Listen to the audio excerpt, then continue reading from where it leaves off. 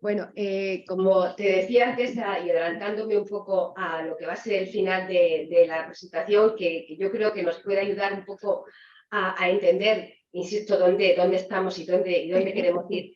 Es que este proyecto, porque tengo la suerte de haber conocido a través de María José y el resto de socios, y en los que para mí supone una responsabilidad, aprovecho para decir, ser la única representante de la administración aquí, porque realmente pues, es una responsabilidad, cada vez quedan menos personas, ¿no? Con lo cual, bueno, pues sí, si no lo hago demasiado bien, tampoco se van a dar cuenta muchos, ¿no?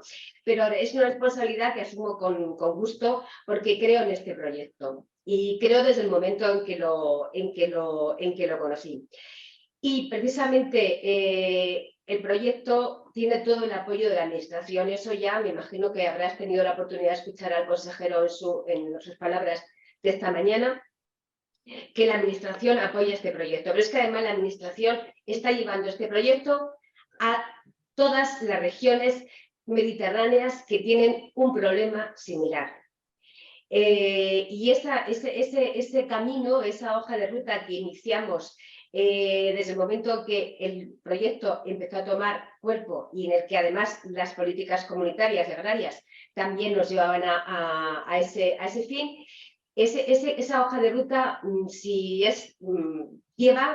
tiene como objetivo llegar a Bruselas. Y como decía mi compañero de mesa y amigo Paco Gil, el objetivo es provocar a la Comisión, provocar un interés y un conocimiento que ahora mismo no tiene sobre la problemática del Levante, de las zonas meridionales. No me gusta hablar exclusivamente de Murcia porque hay una premisa, y tú como conocedora del mundo rural lo sabes mejor que yo, que es que tú no puedes ir a Europa hablando de Murcia, no puedes ir a Europa hablando de mi pueblo, no. Tú tienes que ir a Bruselas hablando de una sinergia, de una comunidad, de una política regional. Entonces, nosotros hemos creado unas sinergias, una especie de alianzas con regiones del Mediterráneo que están integradas en la Comisión Intermediterránea y esperamos que esa declaración va a ser una declaración política que se aprobará.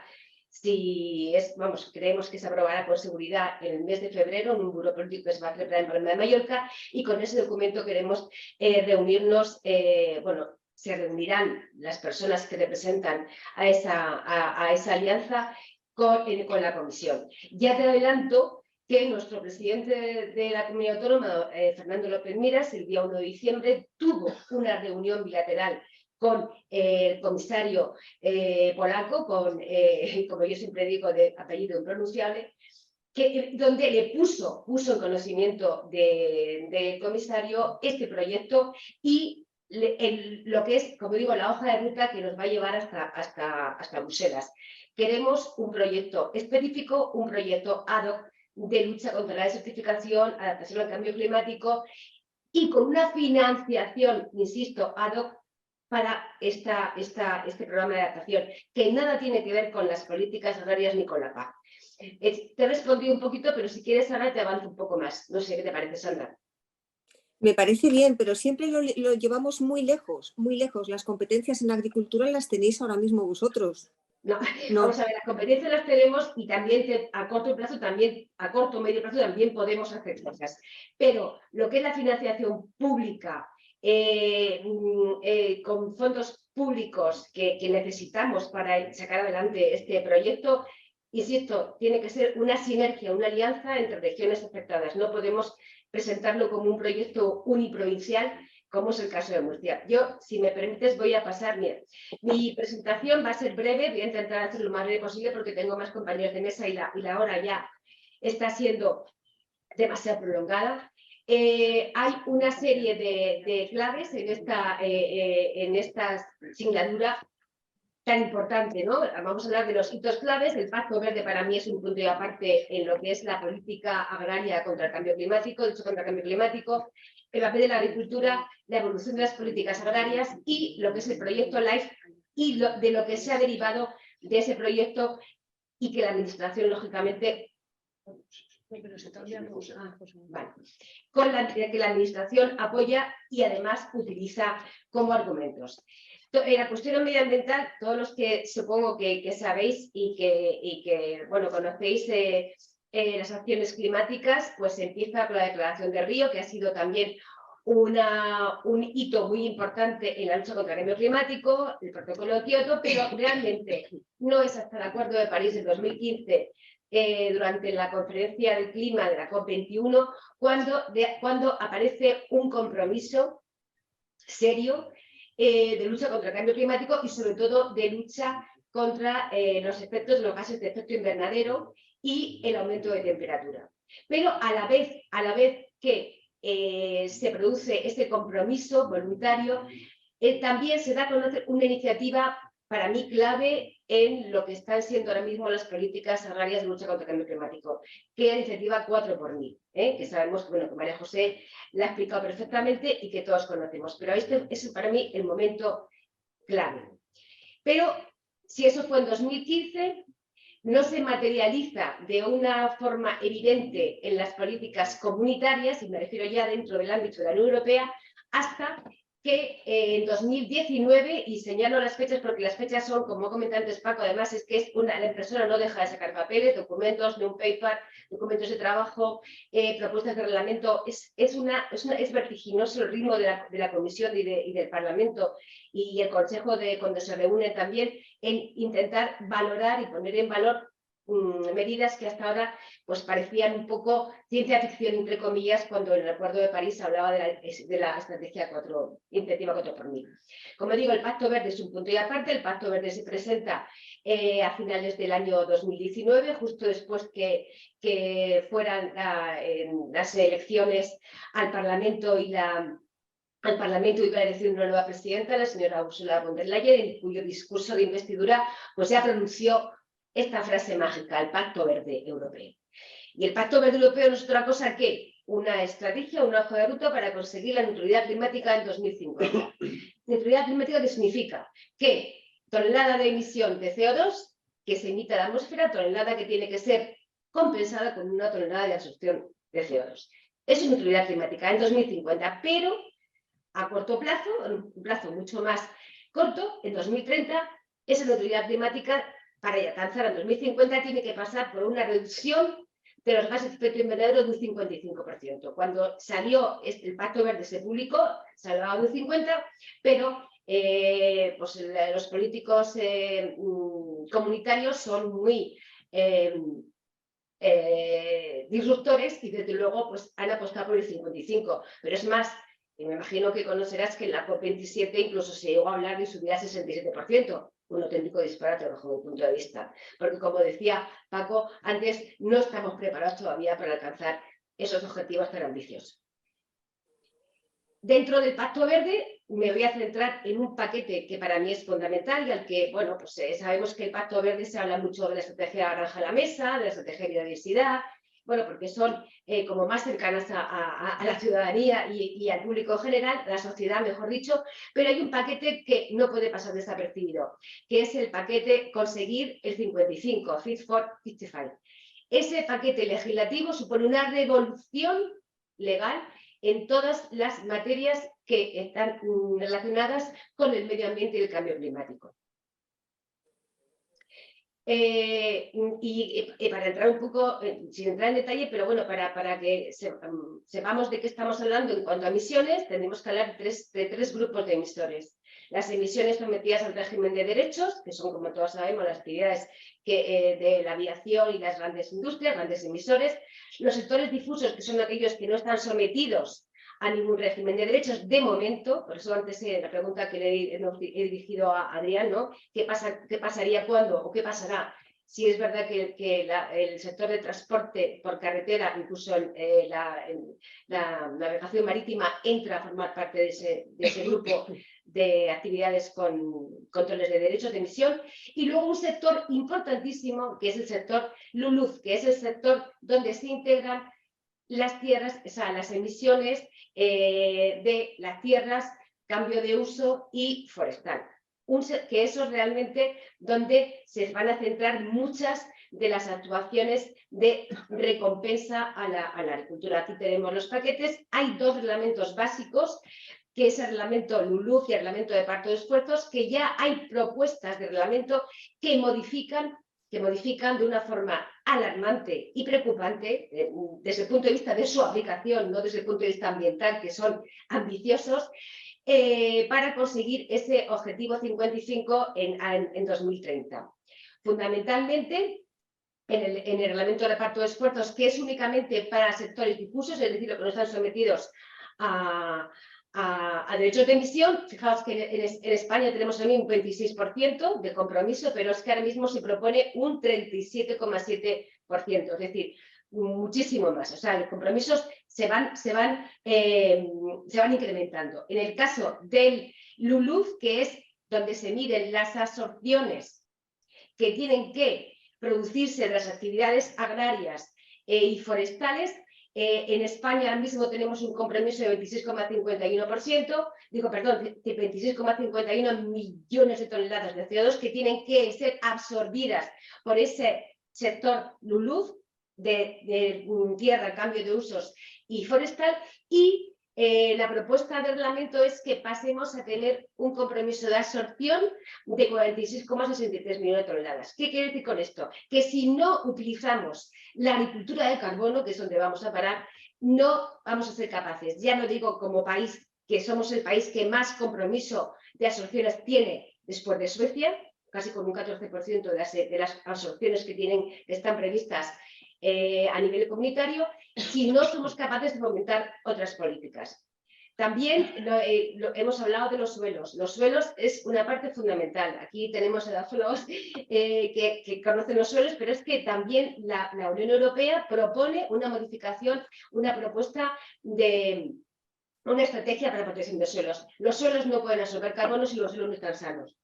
Y eso creo que lo hemos dicho todos en la mesa anteriormente. Un suelo degradado, un suelo erosionado, un suelo que no tiene una capa suficiente con características mínimas, no puede absorber. Por lo tanto, antes de meternos en una agricultura de carbono o una agricultura de compensaciones, tenemos que garantizar unos suelos sanos. Y por eso... Doña Carmen, no la quiero cortar mucho, pero es que estamos ahí cuarto pasadas, se nos va el tiempo. Bueno, pues entonces me voy a pasar ya a las actuaciones de lo que hemos hablado. Bien, en el caso de la agricultura, sabemos que la agricultura, y es que es lo que ha comentado también antes Paco, discúlpame Sandra si me estoy excediendo, pero es que creo que hay algunas cosas que hay que decir. El sector agrícola, hay que defender el sector agrícola. Nosotros somos una comunidad autónoma, y no digo ya un Estado que depende de la agricultura. Los agricultores ahora mismo, hoy por hoy, no hemos sido capaces, con todas las políticas agrarias, de llegar a igualar los ingresos frente al resto de sectores. Estamos todavía con ingresos por debajo del 40%. Somos o es el sector que más afecta al cambio climático. Y en secano muchísimo más. O sea, en secano, si no llueve, no hay agua. Y si no hay agua, no hay producción. Por lo tanto, si hay un sector al que le preocupa el cambio climático, tenemos que tener claro que es el sector de la agricultura. Y eso hay que ponerlo en valor. Hay que ponerlo en valor, y como he dicho antes, desde un punto de vista social, económico y medioambiental. Sabemos cuáles son los efectos, y aquí tenemos, por ejemplo, las emisiones. Emitimos un 14% de los gases de efecto invernadero, pero también somos el único sector que es capaz de absorber. Por lo tanto, nuestra contribución a la adaptación al cambio climático, mejor dicho, la mitigación en este caso, es fundamental. No se puede llegar a la neutralidad climática sin el apoyo de la agricultura. Vemos que desde el año 90 hasta el 2020 cómo se ha incrementado, poco es cierto, las tierras de cultivo como absorciones de carbono. Tenemos que conseguir llegar a que esas cifras se incrementen para verdaderamente el objetivo 2055 llegue a ser. Bueno, Murcia, pues lo que estábamos diciendo, yo tengo unos datos un poco diferentes a los que ha presentado o ha comentado Paco. La agricultura extensiva es un 71% de secano, porque era mejor el negro y los pastos, que también son secano, pero los pastos no son tierras cultivables. Entonces, bueno, pues es verdad que esa extensión aporta solo el 4%. Pero es que un dato importante es que hemos perdido un 31% de hectáreas desde el año 2015. Eso quiere hectáreas de secano, hectáreas que han sido abandonadas por la falta de productividad. Y ese abandono supone también que las poblaciones rurales, las familias que dependían y cuidaban de esas tierras, lógicamente han tenido que trasladarse a núcleos urbanos o a otras zonas. Sabemos perfectamente que es un problema que tenemos que atajar. Por supuesto, no voy a decir que Murcia es la región de España con más riesgo de desertificación junto con Canarias. Y eso es otro dato que tenemos que saber. Las políticas agrarias, pues bueno, hasta ahora no han servido para nada. Ha habido muchas políticas agrarias, pero pocos incentivos. Incentivos me refiero para que se reduzcan las emisiones de gases de efecto invernadero de la agricultura, las que se producen, pero sobre todo para que se compensen las emisiones. Ese es, creo que es el verdadero motor de esta reforma. Y hay un informe del Tribunal de Cuentas donde dice que hasta ahora la política no ha servido. ¿Qué pasa con la política actual que se va a poner en marcha el día 1 de enero? Pues que lógicamente la acción contra el clima es un objetivo básico. Y para eso, bueno, se dan una serie de estrategias que puedo decir aquí alto y claro, y aquí pues hay compañeros que lo pueden decir, que no van a solucionar el problema. No son suficientemente incentivadores porque son programas por acción, no por resultados cuantificables, y además exigen una serie de prácticas que no compensan, sobre todo en la agricultura de secano. Ahí he señalado, por ejemplo, lo que supone determinadas prácticas de ecoregímenes para la agricultura de secano, son 47 euros el importe por hectárea, en el mejor de los casos, si no hay agresividad, y que en cambio en el regadío pues son muy superiores. Y es porque está diseñada esta política agraria común con estos ecoregímenes en unos importes por rendimiento. Y sin tener en cuenta que realmente el secano ejerce una actividad ecosistémica y de lucha contra el cambio climático que no se está valorando. Por supuesto, yo, ¿qué voy a decir del programa de ley? Bueno, pues es visionario. Para mí ha sido algo visionario que en 2016 estuviera hablando de una política que ahora está encima de la mesa y que entre todos tenemos que sacar adelante, por todos los motivos que hemos comentado. Para mí hay unas palabras clave que siempre las utilizo como mantra en cuando tengo la oportunidad de relacionarme con personas que entienden este problema y que en algunos casos tienen capacidad de decisión, que son cambio climático. En nuestro caso, cambio climático significa desertificación, significa desaparición de la agricultura de secano, con los consiguientes efectos colaterales de exploración y riesgos económicos.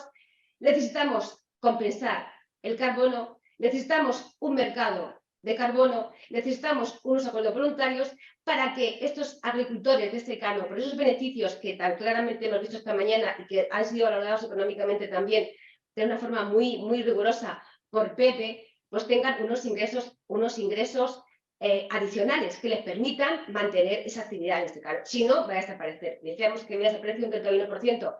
En 10 años, pues bueno, si seguimos así, va a desaparecer el 100%.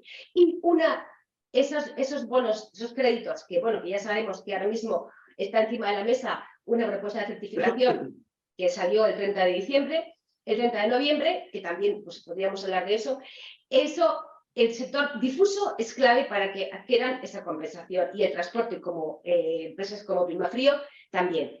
Nosotros, ¿qué es lo que hemos hecho? ¿Qué estamos haciendo desde aquí? Que es lo que tú me preguntabas y quizá pues, nosotros hemos defendido ante el Ministerio la creación de un ecorégimen para esta estrategia de la nueva PAC específico para el levante español.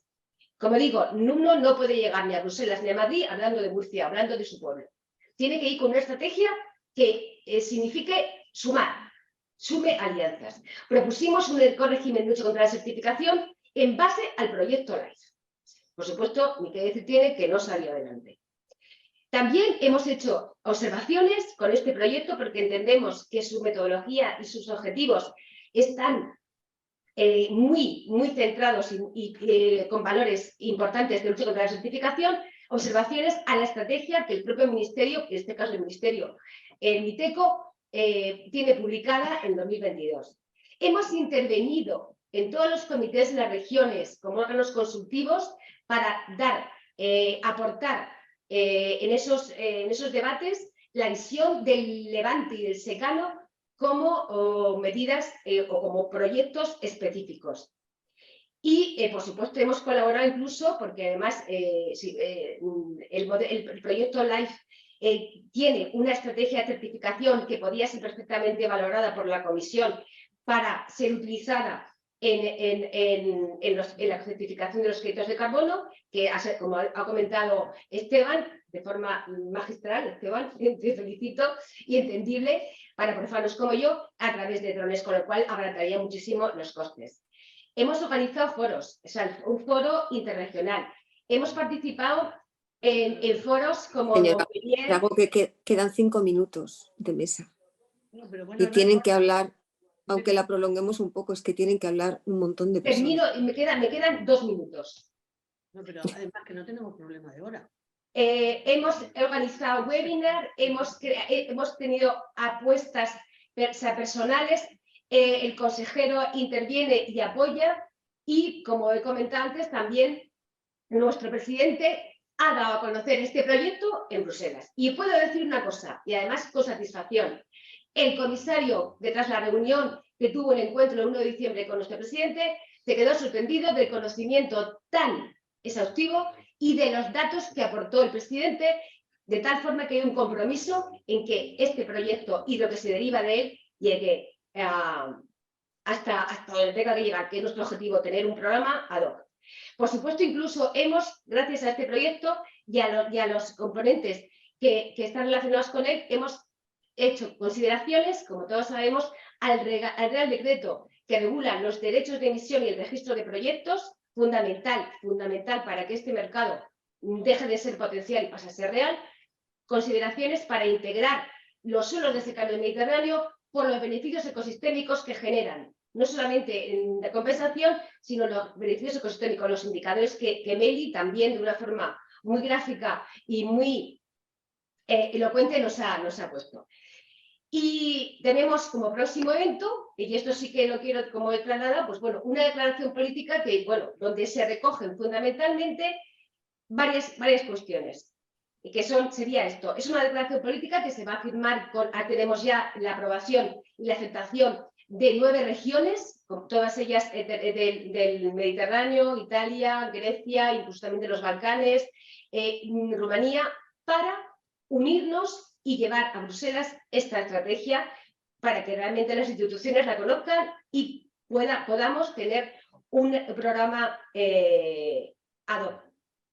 Y ya termino, esto es lo quería señalar porque, bueno, no tenemos que recurrir a la tecnología para capturar carbono con esos árboles que son unos árboles tecnológicos. Tenemos recursos y esos recursos están aquí. Muchísimas gracias.